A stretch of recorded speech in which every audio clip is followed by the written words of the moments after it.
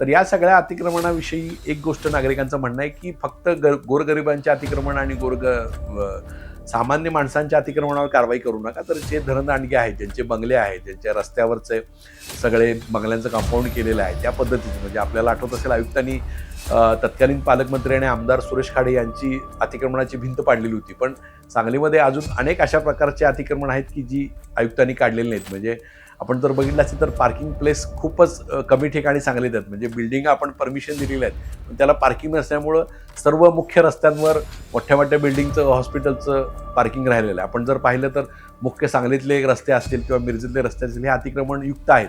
त्यामुळे आयुक्तांनी तिकडे लक्ष द्यावं असं सगळ्या लोकांचं म्हणणं आहे.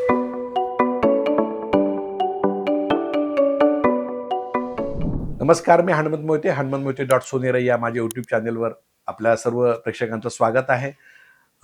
आपल्या यूट्यूब चॅनेलला 4 महिन्यातच 5 लाख व्ह्यूवरशिप मिळून आपण सर्व प्रेक्षकांनी जो उत्तम प्रतिसाद दिला त्याच्याबद्दल सर्व प्रेक्षकांचे हार्दिक हार्दिक आभार.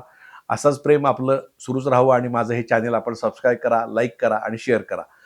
आपण आज चर्चा करणार आहोत की महानगरपालिकेमध्ये महापालिकेत आयुक्त सत्यम गांधी यांनी जी अतिक्रमण विरोधी मोहीम सुरू केली आहे, त्या मोहिमेचे काही चांगले वाईट पडसाद उमटू लागलेले आहेत आणि ह्या प्रकारची मोहीम आयुक्तांनी गेल्या महिना 2 महिने सुरू केलेलं आहे. तर नेमकं याच्यामध्ये काय नागरिकांचं म्हणणं आहे आणि नेमकं काय त्याच्याबद्दलची परिस्थिती आहे? नेमकं आयुक्तांनी अतिक्रमण काढण्यास हरकत नाही, पण आयुक्तांनी आणि प्रशासनावर दुजाभाव करू नये अशी नागरिकांची मागणी आहे.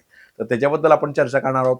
आपण जर पाहिलं असेल तर पालकमंत्री चंद्रकांत पाटील आणि आयुक्त यांची जी महानगरपालिकेच्या अगोदर जी एक बैठक झालेली होती, त्या बैठकीला जिल्हाधिकारी पण होते आणि पोलीस अधीक्षक संदीप घुगे पण होते. तर या बैठकीमध्ये अतिक्रमण कारवाई करायची अशा प्रकारचा निर्देश हे पालकमंत्र्यांनी दिलेले होते आणि कोणत्या परिस्थितीमध्ये कठोर कारवाई करा असं त्यांनी सांगितलं. त्यानंतर मग 100 फुटीचा रोड आयुक्तांनी क्लिअर केला. त्यानंतर बरीच अतिक्रमणं सांगली शहरातली काढण्यात आली.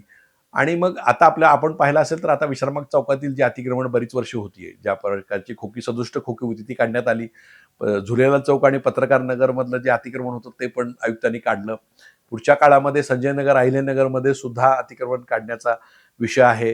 काही मिरजेतले अतिक्रमण काढण्याचा विषय आहे. आयुक्तांनी मध्यंतरी मिरजेतली सुद्धा अतिक्रमण काढली.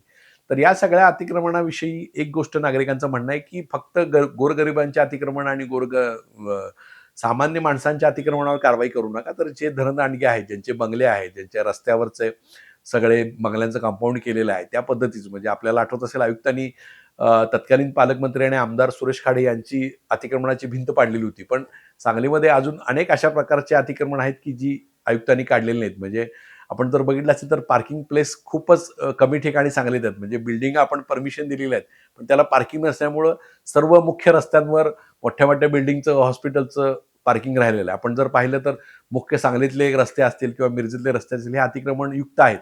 त्यामुळे आयुक्तांनी तिकडे लक्ष द्यावं असं सगळ्या लोकांचं म्हणणं आहे. आता आपण जर पाहिलं असेल तर ज्या झुलेलाल चौक ते पत्रकार नगर इथं कारवाई केली, तिथं खोक्यांचा फार मोठ्या प्रमाणात आहे आणि मूव्हेबल खोकी तिथं बसवली आहे. तर ती खोकी आहेत ती तत्कालीन परिस्थितीमध्ये आयुक्तांनी बसवली होती, पण आज त्या खोक्यांमधून जे गॅरेजचं काम चालतं, तिथं काही सगळं काम चालतं ते रस्त्यावर येतं आणि त्यामुळे तो रस्ता अरुंद झालाय. त्यामुळे आपण सामायिक अंतरांमधलं अतिक्रमण काढलं असेल तर त्या खोक्याचं अतिक्रमण का काढत नाही असा तिथल्या नागरिकांचा प्रश्न आहे. दुसरी गोष्ट, स्टँड परिसरात तर जो अतिक्रमणांचा विळखा आहे, तिथला खोक्यांचा असेल, तिथला हातगाड्यांचा असेल, तर तो कधी काढणार? तिथं आपण जर पाहिलं असेल तर तिथं बसेस जाताना, येताना, बाहेर पडताना सगळा एक मोठा प्रश्न तयार होतो. त्यानंतर तिथं पुढं 6 सीटर रिक्षा, 3 असणारी रिक्षा आहे, याच्यात सुद्धा स्टॉप्स आहेत. त्याच्यामध्ये समोरच रस्त्याच्या अनेक ठिकाणी पार्किंगचे मोठे प्रश्न आहेत. त्याच्याबद्दलचं आयुक्त काय कारवाई करणार? वाहतूक शाखा काय कारवाई करणार? किंवा जिल्हाधिकारी आणि पोलीस प्रमुख काय कारवाई करणार? याच्याबद्दलचं लोकांना एक औत्सुक्य आहे. त्यानंतर कोल्हापूर रोडला जाताना जी वाहतुकीची कोंडी होते किंवा बसेस बाहेर पडताना तिथं झुलेलाल चौक आणि त्या बाजूनं कोंडी होती, त्याचं काय करणार?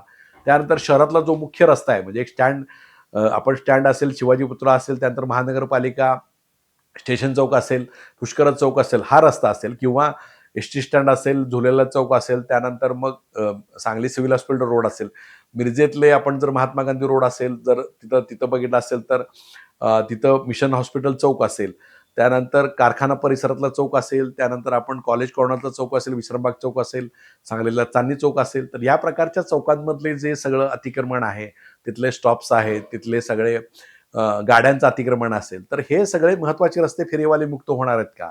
याच्याबद्दल आयुक्तांची भूमिका काय हे सुद्धा स्पष्ट करण्याची गरज आहे. ज्या वेळेला आपण बघतो जे आठवडी बाजार आहेत तर त्याच्याबद्दल सगळे बाजार आपण रस्त्यावर भरवतो. प्रत्येक आठवड्याचा जरी बाजार सगळा त्या रस्त्यावरचा जरी बाजार संपला तरी पुन्हा आठवड्याचा बाजार तो दिवस नसताना सुद्धा ते लोक तिथे बसतात आणि त्यामुळे रस्त्यावरनं गाड्या नेणं किंवा नागरिकांना चालणं हा सगळा मोठा प्रश्न होऊन बसतो. आपल्याला आठवत असेल की आपण सांगलीतले नागरिक किंवा कुठले नागरिक पाहिले आपण तर आपण इथनं कसबे डिग्रजला जातो चांगलं जेवण मिळणार असेल तर, हरिपूरला जातो, त्यानंतर इकडं मिरज रोडला जातो, आपण तिकडं जैन वडा खाण्यासाठी तिकडं अंकलेला जातो, एखाद्या ठिकाणी चांगला पदार्थ मिळणार असेल आपण 100 फुटीला जातो. तर एखाद्या चांगल्या पदार्थासाठी चांगल्या वस्तूसाठी आपण 2-4 किलोमीटर जातो. तर आपण मग भाजी घ्यायला, आपण चांगलं खाद्यपदार्थ खायला, आपण जर चांगली दाबेली मिळायला आपण का लांब जाऊ शकत नाही हा आपला प्रश्न आहे. त्यामुळे माझ्या घराशेजारीच भाजी पाहिजे, माझ्या घराशेजारीच मला वडा मिळाला पाहिजे, ब्रेड मिळाला पाहिजे, ह्या सगळ्या गोष्टी आपण खरोखरीच आवश्यकता आहेत का हे बघितलं पाहिजे. मग रस्ते चालण्यासाठी आहेत का खोकेधारकांसाठी व्यवसाय करण्यासाठी आहेत हे सुद्धा आपण बघायला पाहिजे. आपण जर एखादं चांगलं शर्ट मिळण्यासाठी, पॅन्ट मिळण्यासाठी, वस्तू मिळण्यासाठी जर आपण जात असू तर मग चांगली भाजी मिळण्यासाठी, चांगलं अन्न मिळण्यासाठी, चांगलं खायला मिळण्यासाठी आपण जाऊ शकतो ह्या सगळ्या गोष्टीचं. त्यामुळे आयुक्तांनी फक्त एकांगी विचार न करता सर्वकष विचार करावा. पालकमंत्र्यांनी, त्यानंतर जिल्हा पोलीस अधीक्षकांनी, जिल्हाधिकाऱ्यांनी, आयुक्तांनी सगळ्यांनी बसून याबद्दलचा एक ठोस निर्णय घेण्याची गरज आहे. यासाठी एक कृती आराखडा आपल्याला करायला हवा.